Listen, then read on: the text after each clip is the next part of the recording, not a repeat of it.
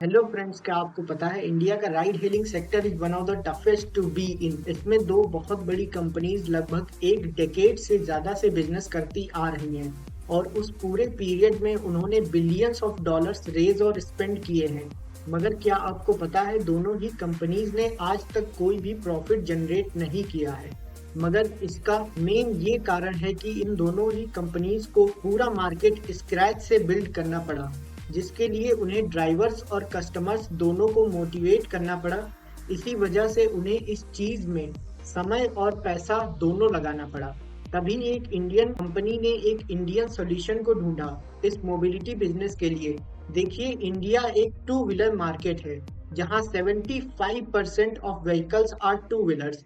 तभी तीन दोस्तों ने इस अपॉर्चुनिटी को देखते हुए एक बाइक टैक्सी बिजनेस की शुरुआत की जिसका नाम रैपिडो रखा। रैपिडो के लिए अच्छा ये था कि उन्होंने ओला और उबर की सारी मिस्टेक्स से सीखा और बिजनेस चलाने के लिए बहुत ही कॉस्ट इफेक्टिव तरीके लाए। इनफैक्ट रैपिडो ने ओला के साथ 1/10 ऑफ मनी जनरेट किया है। इसी के साथ उबर के बाद भारत की दूसरी दूसरी सबसे बड़ी राइड हेलिंग कंपनी भी बन गई है। और अब रैपिडो अपनी फ्लीट का इस्तेमाल करके डिलीवरी बिजनेस में भी आ गया है। इन्होंने ऑलरेडी स्विगी जैसी कंपनी के साथ पार्टनरशिप करके रखी है, मगर अब वो quick commerce companies like Zepto के साथ काम करने का सोच रहे हैं। ये सब इसी वजह से है क्योंकि इन्होंने मिलियंस ऑफ ड्राइवर पार्टनर्स का लॉयल बेस बनाया है और अब ये कंपनी वो सब कुछ कर रही है अपनी इनकम को बदलने के लिए। आइए जानते हैं इस वीडियो में कि रैपिडो ने क्या किया और क्यों ये कंपनी इस कॉम्पिटिटिव बिजनेस में आई और कैसे इसने ओला और उबर जैसी कंपनी को अपने बाइक राइड बिजनेस मॉडल से पीछे छोड़ दिया। आज जब हम रैपिडो के बारे में सोचते हैं तब हम एक राइड हेलिंग कंपनी के बारे में सोचते हैं कि बाइक टैक्सी बिजनेस से शुरू हुई और आज ओला और उबर के साथ compete कर रही है। लेकिन हमेशा से ऐसा नहीं था। In fact Rapido ride hailing business के रूप में कभी शुरू ही नहीं हुई थी। इसके फाउंडर्स इंडिया के इंट्रा सिटी लॉजिस्टिक्स सीन्स को सॉल्व करने के लिए ज्यादा पैशनेट थे। 2014 में वह intra city logistics company start करने के लिए साथ में आए जिसका नाम द कैरियर रखा। आप इसे आज के पोर्टार की तरह समझ सकते हैं। उनके पास ट्रक्स के पूरे फ्लीट थे जो बिजनेसेस के सामान को एक सिटी से दूसरी सिटी में ट्रांसपोर्ट करने का काम करते थे। आज जब वह बिजनेस वाकई अच्छा चल रहा था, इसी शुरू करने के सिर्फ एक साल में ही टीम ने 1.5 करोड़ की फंडिंग जुटा ली थी और उनके नेटवर्क में लगभग 300 गाड़ियां थी। इसके साथ ही उन्होंने फ्लिपकार्ट और डिलीवरी जैसे कस्टमर्स के 1000 ऑर्डर्स पर मंथ फुलफिल किए थे। इसके साथ ही उनका बिजनेस कभी प्रॉफिटेबल भी था, but they were looking for the change. Why? ये रे अरविंद जो इसी वजह को बता रहे हैं on your story with Shraddha Sharma. When we are pivoting at least from Carrier to Rapido, we know that what we don't want to do. We don't want to run a startup which runs a bit slow. When B2B plus trucking business is, yes, it's a profitable. We used to make money at that time almost every month, but we have still pivoted that idea from Carrier to Rapido. वे जिस company को चला रहे थे वह B2B intra city logistics company थी। अब B2B business के साथ दिक्कत यह है कि इससे एक छोटा और प्रॉफिटेबल बिजनेस बनाना आसान है, मगर इसमें ग्रोथ एक कंज्यूमर फेसिंग बिजनेस के मुकाबले बहुत ही स्लो है। और ये उनका सबसे पहला साइन था कि उन्हें अपनी डायरेक्शन को बदलना होगा। वह रैपिडो पर कैसे आए? द कैरियर को बनाते समय उनके सेल्स गाइज और हेल्पर्स मोस्टली बाइक पर ही ट्रैवल करते थे, एक जगह से दूसरी जगह। We were moving helpers from one place to other, but we couldn't able to move them in cabs or in autos because it's super costly. So we used to have our own sales guys who are going and acquiring SMEs. So we used to make these helpers travel on the bike. और ये वो समय था जब उनको समझ में आया कि two wheelers are the backbone of India. और अपनी रिसर्च के बाद उन्हें पता चला कि 75% of vehicles in India are two wheelers. और अब ये वो समय था जब इंडिया के राइड हेलिंग सेक्टर में बहुत कुछ हो रहा था।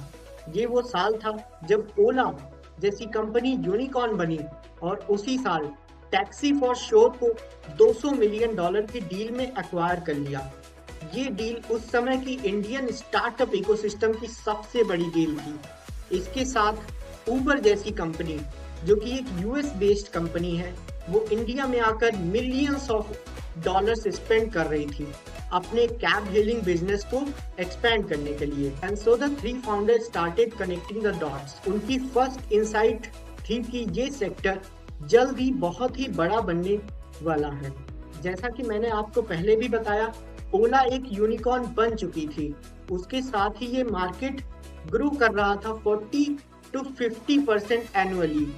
और उनकी अगली इंसाइट ये थी, अनलाइक यूएस जहां लगभग सभी लोग कार ड्राइव करते हैं, इंडिया में ज्यादातर लोग टू व्हीलर ड्राइव करना पसंद करते हैं। इसके साथ ही इंडिया का जीडीपी पर कैपिटा बहुत ही कम है इन कंट्रीज के मुकाबले, तो उन्होंने सोचा कि टू व्हीलर्स का यूज करके इंडियंस को एक सस्ता मोड ऑफ ट्रांसपोर्टेशन प्रोवाइड करें और इसी के साथ इसी आइडिया पर बिजनेस बिल्ड करें। But our belief was India is a market. If you are selling something much more cheaper than the alternative and you are giving the similar convenience, the market has to be bigger. So if you look at from consumer point of view, instead of a four-wheeler, two-wheeler is coming and picking you and dropping you, and it is also 1/3 of the price of a cab, right? So it has to work. ये तो बात रही consumer side की, मगर founders ने consumer के साथ साथ एक राइडर उनके साथ क्यों काम करना चाहेगा, इसके बारे में भी सोचा। जैसा कि मैंने पहले ही कहा था कि इंडिया में 3/4 of vehicles are two wheelers. Rapido के एस्टिमेट के अकॉर्डिंग इंडिया में लगभग इस टाइम 22 करोड़ बाइक ओनर्स हैं और उसमें से 20% are of unemployed, part time workers और स्टूडेंट्स। इसका मतलब था कि लगभग 4.4 करोड़ लोग ऐसे हो सकते हैं जो कि इनके पोटेंशियल ड्राइवर्स बन जाएं। इन इनसाइट्स ने फाउंडर्स को अपना ऑनगोइंग बिजनेस छोड़ने पर मजबूर कर दिया, द कैरियर, और स्टार्ट किया द रैपिडो, ताकि ओला और उबर की डुओपोली को मार्केट से खत्म किया जा सके। जैसे ही उन्होंने बिजनेस स्टार्ट किया, उनका पहला चैलेंज ये था कि कैसे वो इस प्रोजेक्ट के लिए मनी रेज करें, और फंडिंग उठाने के लिए उन्होंने इन्वेस्टर्स को अप्रोच करना स्टार्ट कर दिया। मगर लगभग 75% इन्वेस्टर्स ने इस प्रोजेक्ट में इन्वेस्ट करने से मना कर दिया था। और इसके दो मेन रीजंस थे। The first reason was Rapido was a small fish in a huge pond. मतलब एक ऐसा मार्केट जिसमें ओला और उबर जैसी कंपनीज डोमिनेट कर रही थी, उसमें रैपिडो एक बहुत ही छोटी कंपनी थी। ये कंपनीज काफी हैविली फंडेड थी और रैपिडो को इनको कैच करने में सालों का समय लग जाता। इसी के साथ सेकेंड रीजन तो और भी इम्पोर्टेंट था। ज्यादातर इन्वेस्टर्स का ये मानना था कि बाइक शेयरिंग इंडिया में वर्क नहीं करेगी, स्पेशली फॉर वुमेन्स।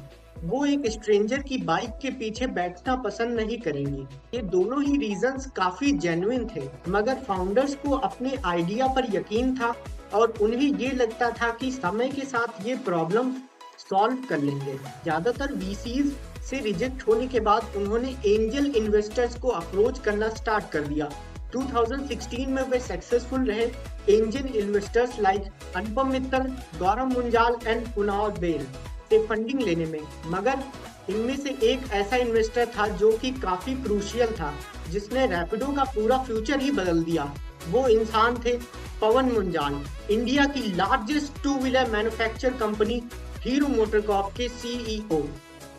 तक रैपिडो टीयर 1 सिटीज जैसे बेंगलुरु और गुरुग्राम में ग्रो होने की कोशिश कर रही थी, मगर पवन जी ने उन्हें एडवाइस किया कि वो अपने बिजनेस को टीयर 2 और टीयर 3 सिटीज में भी एक्सटेंड करें, और इस एडवाइस ने रैपिडो की पूरी ग्रोथ ट्रेजेक्टरी ही बदल दी। फाउंडर्स ने रियलाइज किया कि ओला और उबर टीयर 1 सिटीज के मार्केट को कैप्चर करने के लिए फाइट कर रहे हैं, जहां पर लोग आराम से 200 से 400 रुपए अपनी एवरीडे ट्रिप के लिए देने को तैयार हो जाते हैं। मगर ये पूरे इंडिया के लिए सेम नहीं था। फॉर एग्जाम्पल, इंडिया की जीडीपी पर कैपिटा 2016 में 91,731 रुपीज थी, जो कि महीने का लगभग 7,600 रुपीज होते हैं।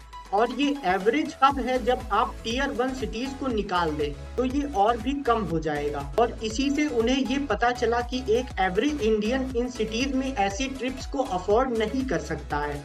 इसी से उन्होंने अपना फोकस शिफ्ट कर दिया। और जैसे कि भावेश कहना पसंद करते हैं, Tesla for the west, Ola for the rest. और इस केस में ओला और Uber for tier 1 but Rapido for rest of the India. मगर इसका मतलब ये नहीं था कि रैपिडो ने टीयर 1 मार्केट के लिए गिव अप कर दिया था। उन्होंने सिर्फ अपने बिजनेस को टीयर 2 और टीयर 3 सिटीज में एक्सपेंड करना स्टार्ट कर दिया था, ताकि उन्हें ग्रोथ नंबर्स मिलना स्टार्ट हो जाए। और अब रैपिडो पूरे इंडिया के मार्केट टारगेट कर रहा था। लो टीयर मार्केट में इनके चीपर राइड्स ने कंपनी को फास्ट ग्रो करने में मदद किया। उस समय पर एक एवरेज ओला या उबर राइड लगभग 180 से 200 रुपीस के बीच में कॉस्ट करती थी।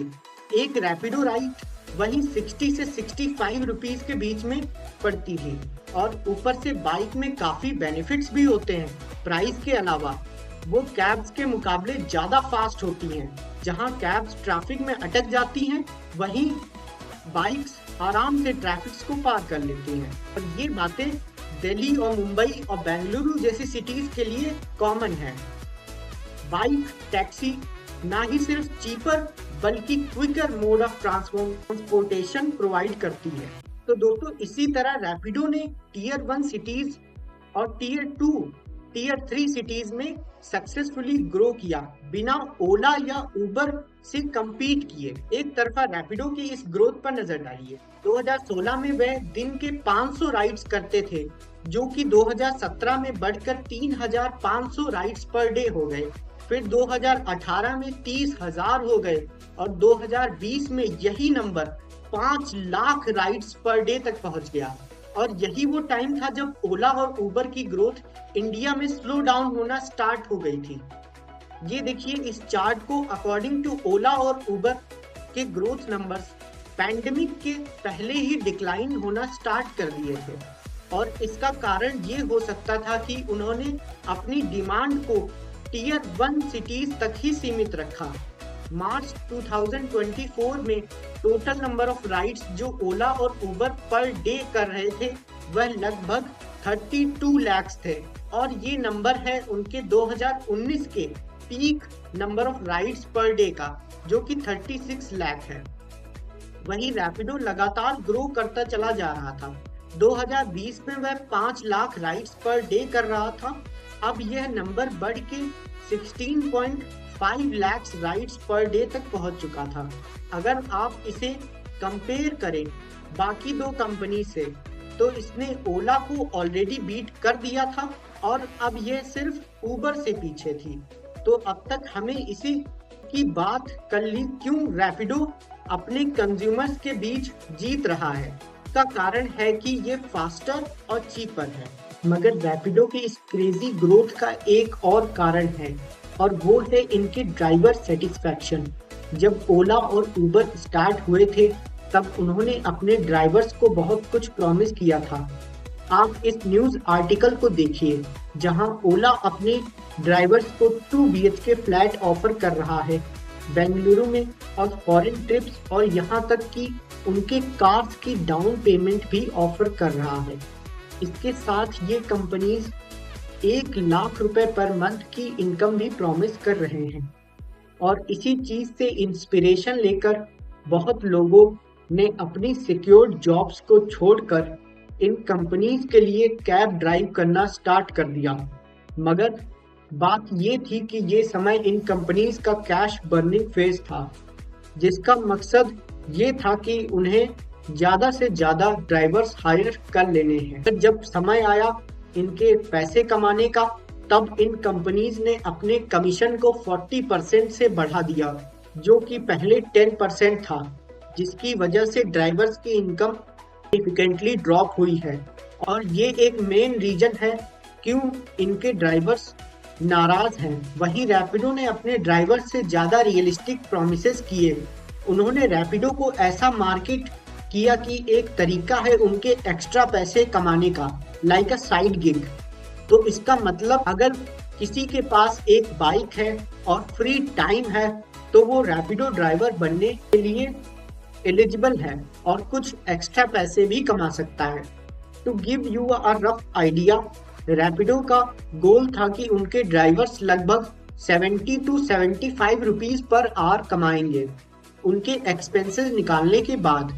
फॉर एग्जाम्पल, अगर एक ड्राइवर दिन के 8 घंटे काम करता है तो वो लगभग 550 to 600 रुपीज दिन के कमाएगा और महीने के लगभग 16,000 से लेके 18,000 रुपीज कमाएगा, जिसमें पेट्रोल और बाकी खर्चे निकाल दिए गए हैं।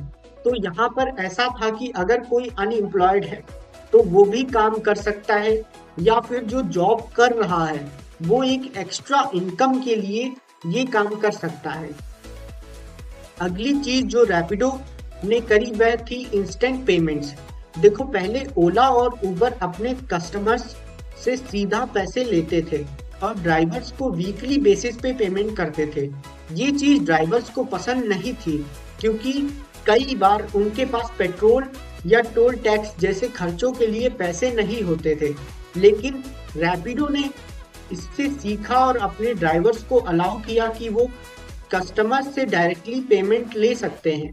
अब पूरा पैसा सीधे ड्राइवर के पास चला जाता है और फिर रैपिडो को 15% कमीशन देना पड़ता है। इससे ड्राइवर और रैपिडो के बीच एक अच्छा विश्वास बना और ऐसे स्टेप्स लेकर रैपिडो ने अपने मार्केट प्लेस का डिमांड और सप्लाई दोनों साइड बिल्ड किया। इसी तरह से वो इतने कम टाइम में ओला और उबर के साथ नेक टू नेक कॉम्पीट कर पाए। अब तक जो भी डिस्कस किया वो रैपिडो के 2 व्हीलर बिजनेस के बारे में किया था।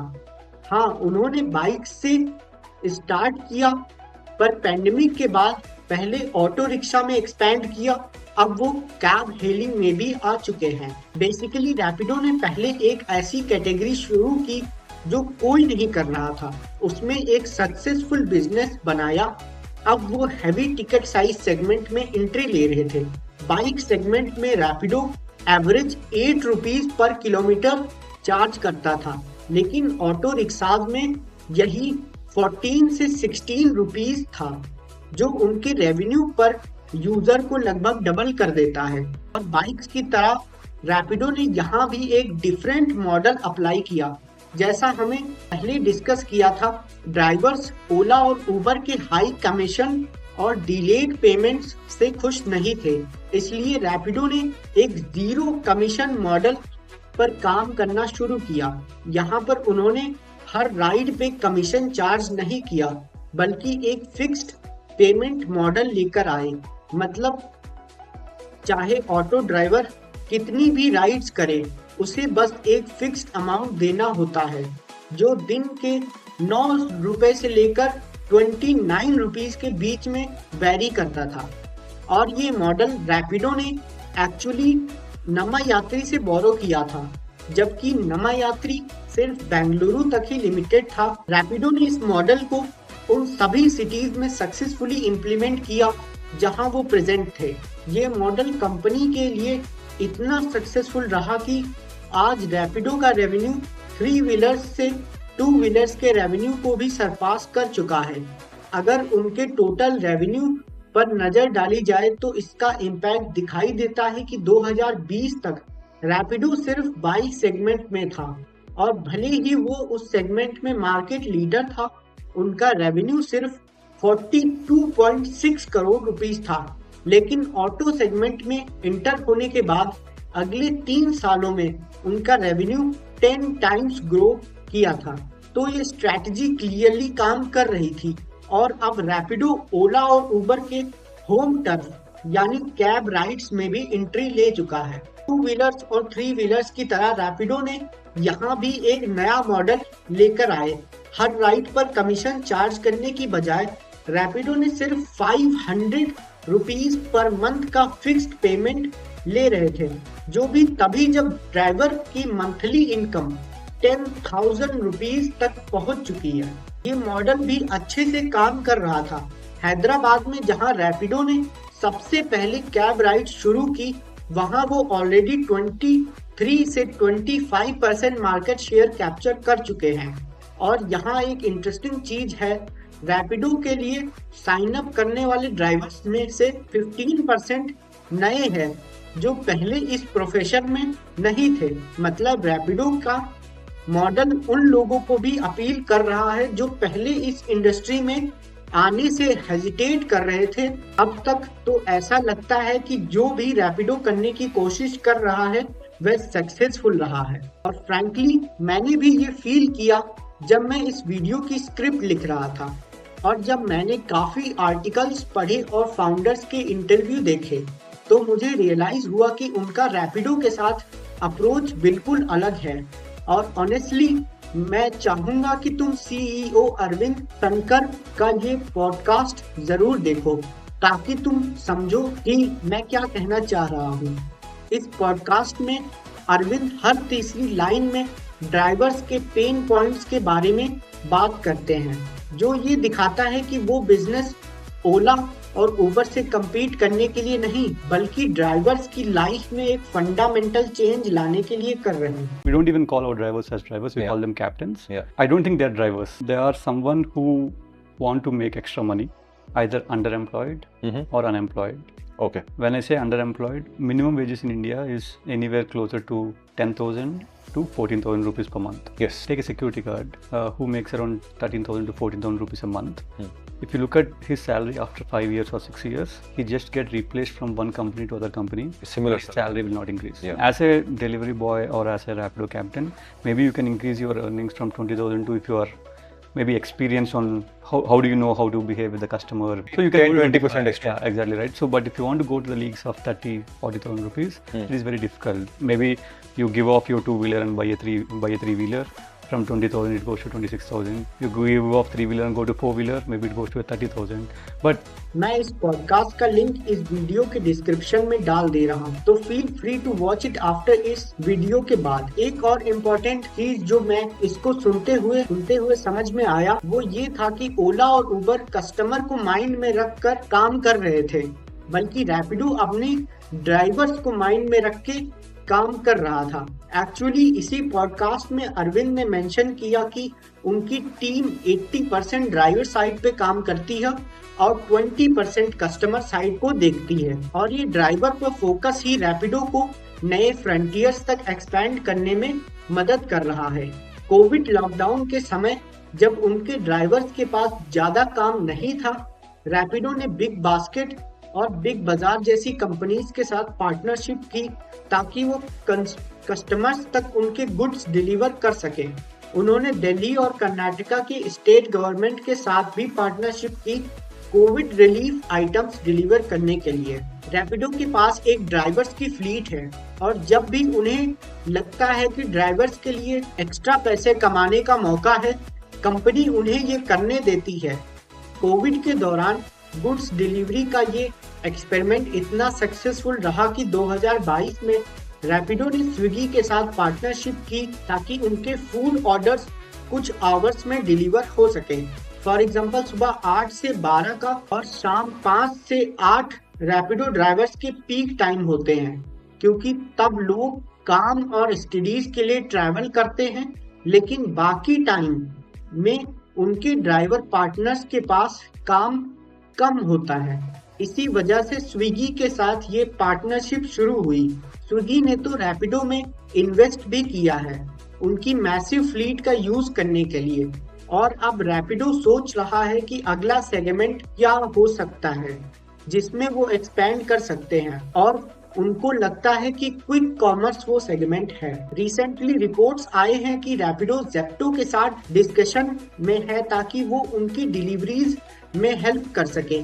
मेरी ओपिनियन में ये एक बड़ी अपॉर्चुनिटी है क्योंकि क्विक कॉमर्स हर महीने तेज ग्रो कर रहा है। बहुत सारी कंपनीज इस सेगमेंट में एंट्री लेने के लिए मैसिव अमाउंट स्पेंड कर रही हैं। तो अगर रैपिडो इस मार्केट में डिलीवरीज के फॉर्म में छोटा सा हिस्सा भी ले लेता है तो ये भी काफी बड़ा होगा।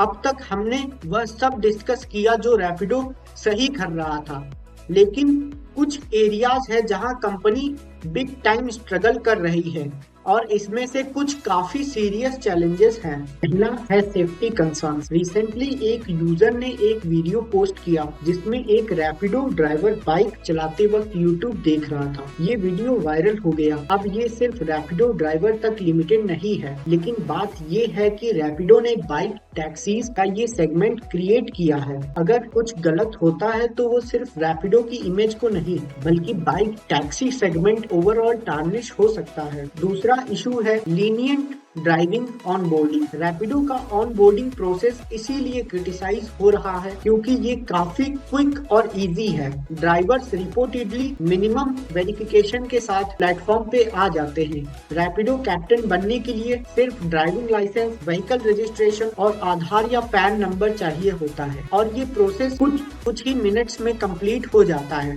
थॉरो बैकग्राउंड चेक्स की कमी एक मेजर रेड फ्लैग है, खासकर जब कंपनी कैब सर्विसेज और दूसरे सेगमेंट्स में एक्सपैंड कर रही है। तीसरा इशू सीरियस है और वो है लाइसेंस को अवॉइड करना।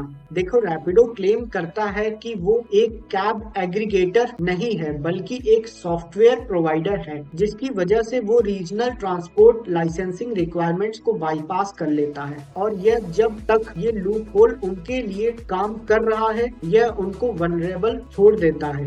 अगर रेगुलेटर्स ने स्ट्रिक्ट एक्शन नहीं लिया, आरटीओ लाइसेंस के बिना स्टेट्स में ऑपरेट करना उनके लिए पोटेंशियल शटडाउन या लीगल एक्शंस तक लीड कर सकता है, खासकर जब वो ज्यादा सिटीज में अपने ऑपरेशंस एक्सपैंड कर रहे हैं। और लास्ट में ये क्वेश्चन आ जाता है कि सब्सक्रिप्शन बेस्ड मॉडल कंपनी के लिए लॉन्ग टर्म में काम करेगा। जैसे हमने डिस्कस किया, रैपिडो एक फ्लैट फी चार्ज करता है राइड वाइज कमीशन लेने के बजाय, जबकि इस मॉडल ने ड्राइवर्स को अट्रैक्ट करने में काफी हेल्प किया है। ये रैपिडो की पर ड्राइवर रेवेन्यू बढ़ाने की एबिलिटी को लिमिट कर देता है। मतलब कंपनी एक फिक्स्ड अमाउंट कमाती है चाहे ड्राइवर कितनी भी राइड्स कंप्लीट करे। तो जब रैपिडो का ड्राइवर बेस सैचुरेट हो जाएगा तो ये मॉडल सीलिंग हिट कर सकता है। अब ये देखना इंटरेस्टिंग होगा कि कंपनी इस इशू को कैसे हैंडल करती है। आखिरी में मैं तुमसे सुनना चाहता हूँ, तुम्हें क्या लगता है